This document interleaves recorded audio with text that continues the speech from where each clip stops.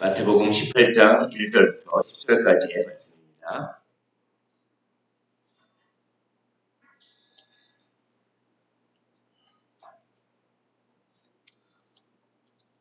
마태복음 18장 1절부터 10절의 말씀. 우리 다 찾으신 줄로 알고 한 절씩 교독을 하시고 마지막 절은 함께 읽도록 하겠습니다. 그때 제자들이 예수께 나와 이르되 천국에서는 누가 크리이까? 이르시되 진실로 너희에게 이르노니 너희가 돌이켜 어린아이들과 같이 되지 않으면 결단코 천국에 들어가지 못하리라.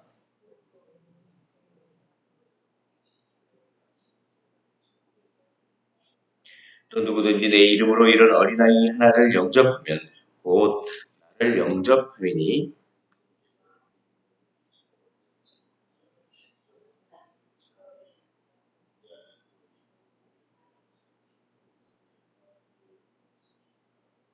실족하게 하는 일들이 있음으로 말미암아 세상에 화가 있도다.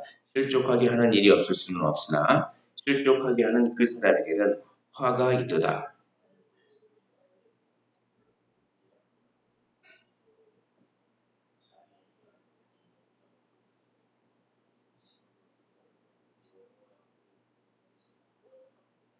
만일 내 눈이 너를 범죄하게 하거든 떼어내버리라. 한 눈으로 영생에 들어가는 것이 두 눈을 가지고 지옥불에 던져지는 것보다 나으니라. 삼가 이 작은 자 중에 하나도 없이 여기지 말라. 너희에게 말하노니 그들의 천사들이 하늘에서 하늘에 계신 내 아버지의 얼굴을 항상 배움들다. 아멘. 이제 느헤미야서를 어제로 다 끝내고 다시 마태복음 18장으로 다시 돌아왔습니다. 마태복음 17장, 16장, 16절을 기점으로 해서 마태복음과 마가복음과 누가복음은 이 베드로의 신앙 고백, 특별히 마태복음에서는 16장, 16절에 주는 그리스도시요 살아계신 하나님의 아들입니다 라고 하는 이 베드로의 신앙 고백을 기점으로 이 복음서들, 이 공관복음이라고 얘기하는 마태복음, 마가복음, 누가복음은 이 신앙 고백을 기점으로 크게 전반부와 후반부를 나누고 있습니다. 그래서 전반부에서는 예수님께서 기적을 베푸시고 말씀을 가르치시고 병을 낫게 하시고 이런 사역들을 통하여서 내가 누군지 좀 알아줘라. 나는 너희를 구원하러 온 메시아이고 또 나는 하나님의 아들이다. 하나님과 동등된 그런 존재이다라고 하는 것을 그렇게 신앙 고백을 하기 위해서 열심히 사역하는 모습을 보여줍니다. 그러나 그럼에도 불구하고 제자들은 어리석었고 깨닫지 못했고 그리고 바리새인들은 막 적대시했고 그들의 선입관 때문에 그렇습니다.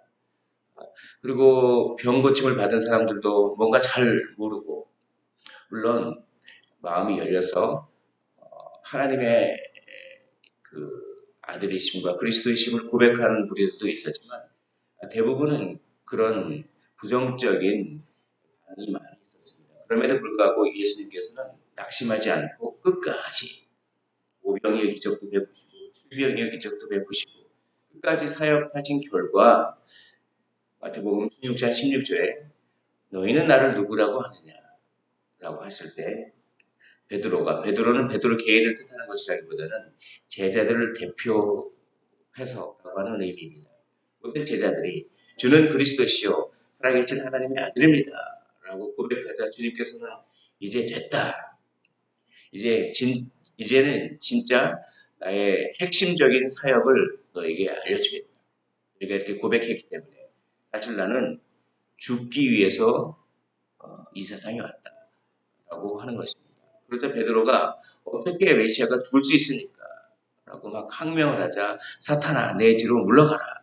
라고 하면서 변화산에 가셔서 변화산에서 변화하셔서 변화산에 가신 이유는 변화산에서 모세와 엘리야가 함께 이야기하면서 별세를 얘기하셨다라고 합니다. 변화산에서 영광스럽게 변화하신 다음에 얘기하는 것이죠. 십자가를 지는 것이야말로 영광스러운 일이다. 그리고 그때 성부 하나님께서 직접 개입하셔서 이는 내 사랑하는 아들이요 너희는 이 말을 들으라. 내 아들의 말을 들으라. 내 아들의 말은 무엇입니까? 내가 죽는다는 것이었습니다. 그렇게 메시아가 죽는다는 것은 있을 수가 없는, 그들의 세계관에 있어서는 있을 수가 없는 일이었습니다. 그렇게 한 다음에 이제 18장부터 변화산에서부터 시작해서 예루살렘으로 가는 일종의 십자가의 여정을 17장부터 시작하시면서 17장부터 쭉 변화산, 즉 아마도 헬몬산일 가능성이 많습니다.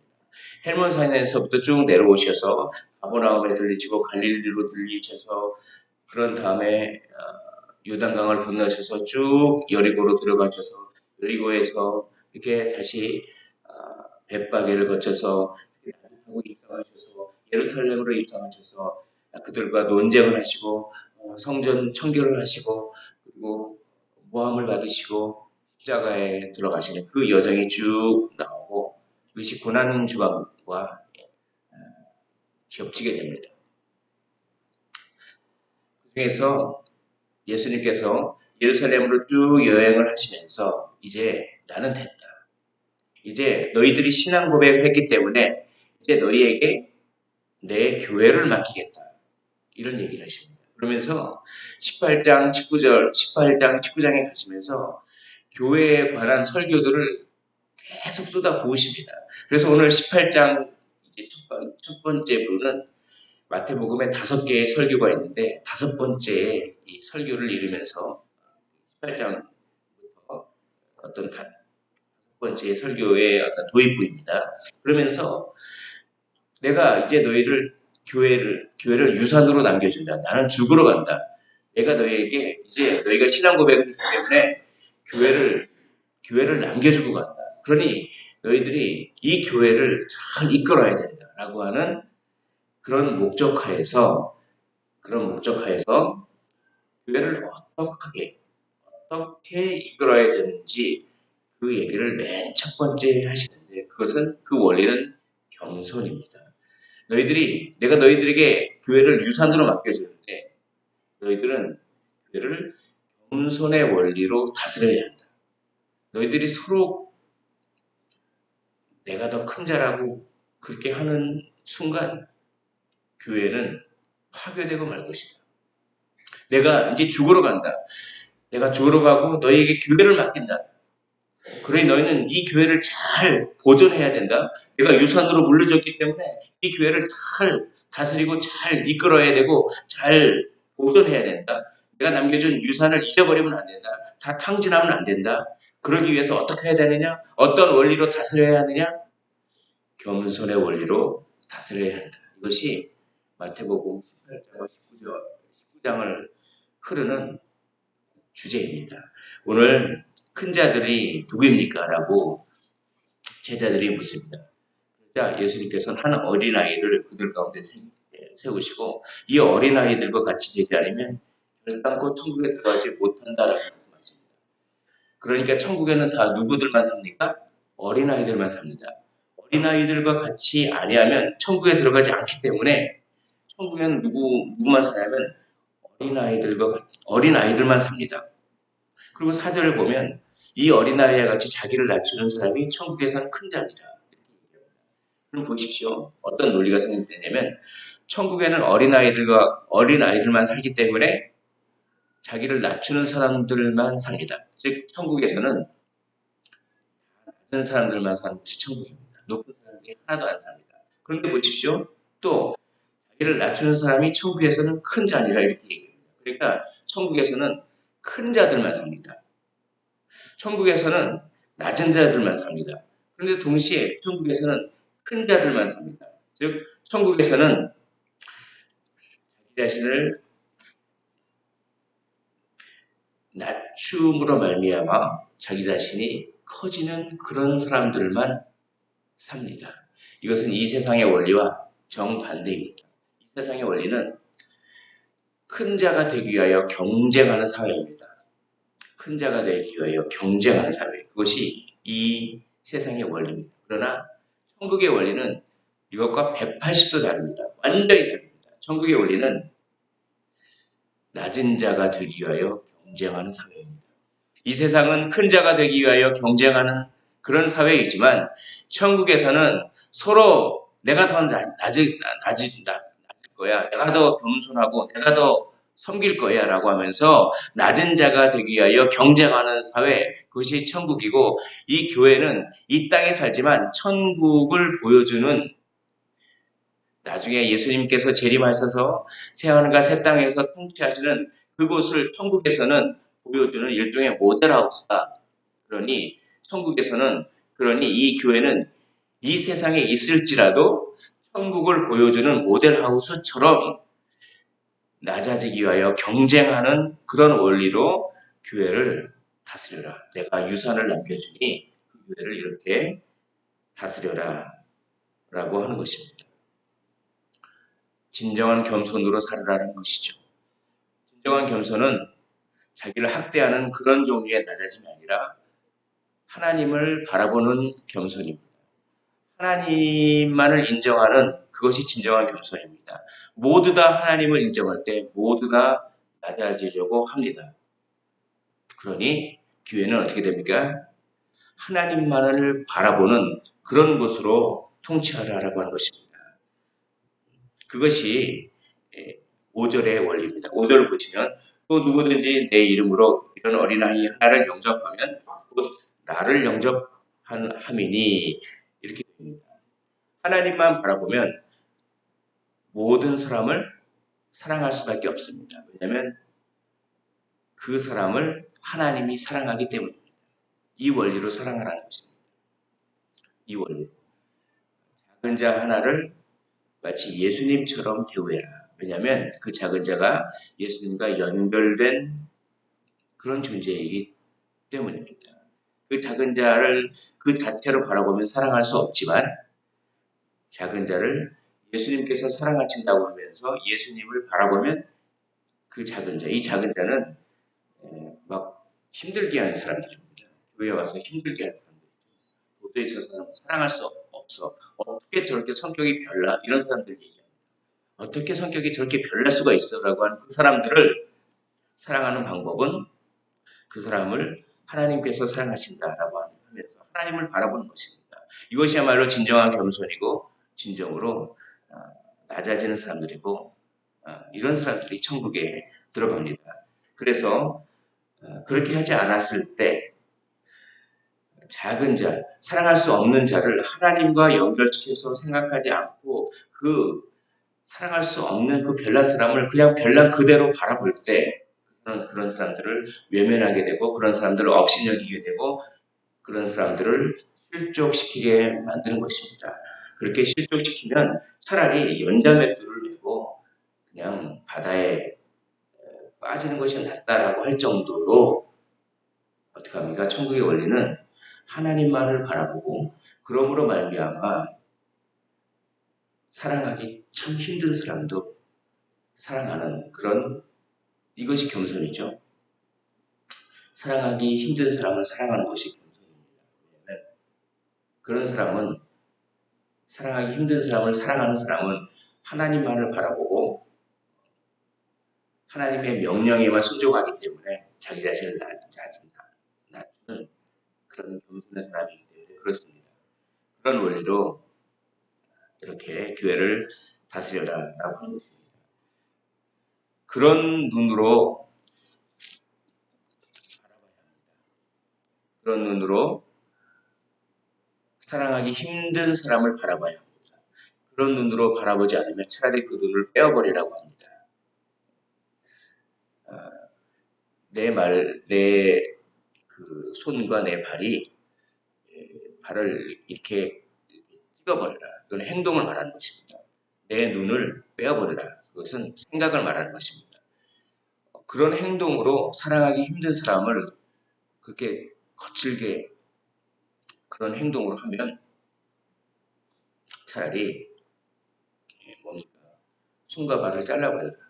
그런 행동을 단절하라. 행동을 단절시키라는 것입니다. 또 그런 생각을 끊어버려라. 그 눈을 끊어버려라. 눈을 빼버리라고 하는 것은 그런 생각을 끊어버려라고 하는 것입니다. 교회에는 많은 어린아이 같이 철없이 보이는 사람들이 있습니다. 그런 사람들을 어떤 행동으로 대합니까? 어떤 생각으로 대합니까?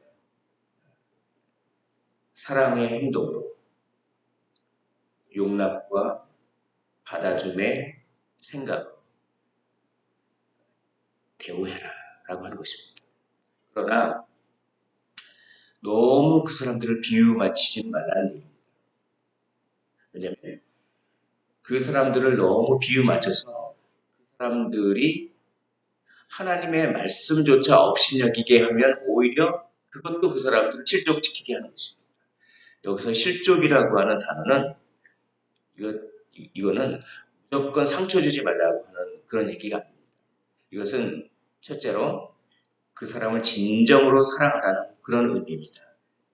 그 말 속에는 그 사람들을 품어주고 용납하지만 한편으로는 하나님의 말씀을 올바로 전하고 올바로 시행하라고 하는 그런 얘기도 있습니다. 왜냐하면 그 사람들 비유를 맞춰주다가 하나님의 말씀조차도 올바르게 그렇게 시행하지 않으면 그 사람은 하나님의 말씀이 귀한지 모르고 하나님의 말씀을 믿지 않고 결국 지옥 가기 때문입니다.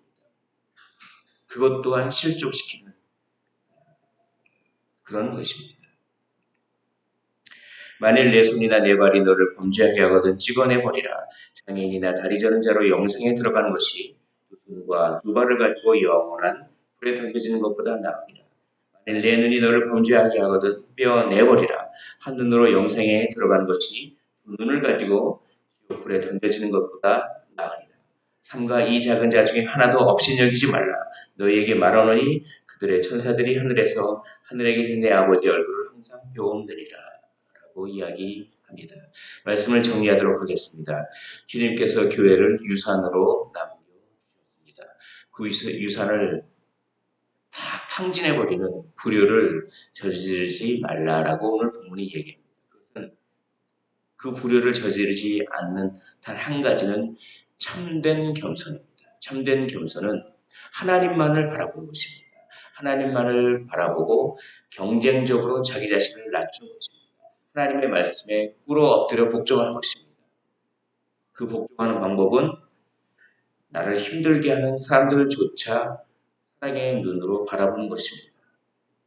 두 번째는 그 사람들이 하나님의 말씀을 어길 때는 아픔을 감수하고라도 하나님의 말씀을 올바르게 그러나 사랑의 마음으로 올바르게 전해주라는 것입니다.